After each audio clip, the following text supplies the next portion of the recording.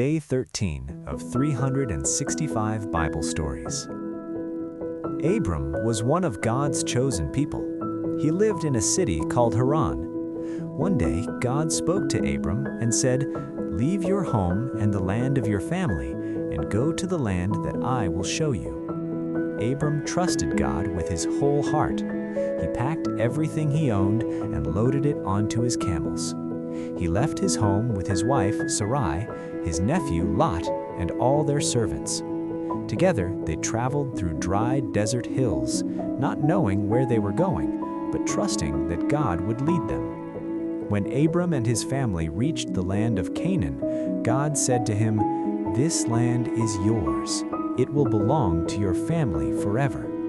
I will bless you and everyone who comes from your family after you.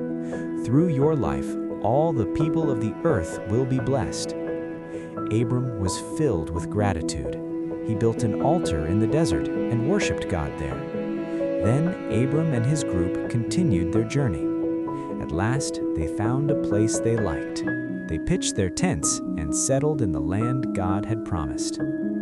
Join me tomorrow as we continue this journey through the Bible.